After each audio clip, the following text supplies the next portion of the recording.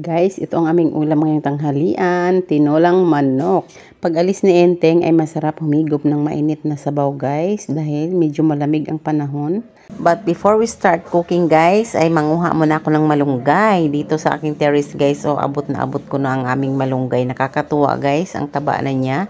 At kung doon naman tayo sa baba kukuha guys ay mababali na siya. So ayan, manguha na rin ako ng tanglad dito sa aking terrace pa rin. Ayan, mas masarap guys ang tinola na may tanglad. Perfect na perfect ang ating tinola pag may aroma ng tanglad at lasa ng tanglad guys at maganda ang benefits sa ating health yan guys.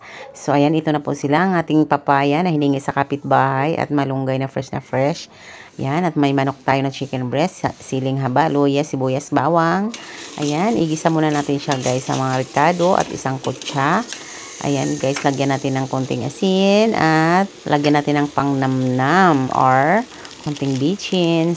Isang kutsa muna natin yan siya guys. Imikos-mikos muna natin para maghalo ang ating panimpla. And then, atin siyang takpan saglit guys para maluto ang chicken. Ayan, at kumulo na nga siya guys, nasangkot siya na siya.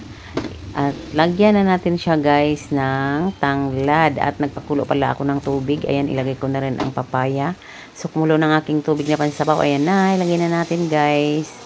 At haluin natin yan siya. Tapos lutuin natin ng mabuti ang ating manok at papaya. Ayan guys. At takpan natin guys para maluto ng mabuti. Ayan, luto na siya.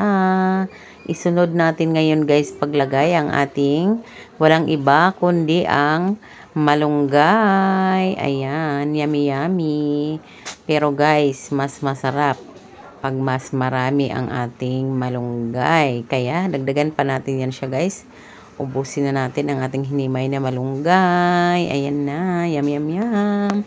Ready to serve. Kainan na. Hihigop na tayo guys ng mainit na sabaw. Thank you for watching. Bye. Please like, share, comment, and follow for more.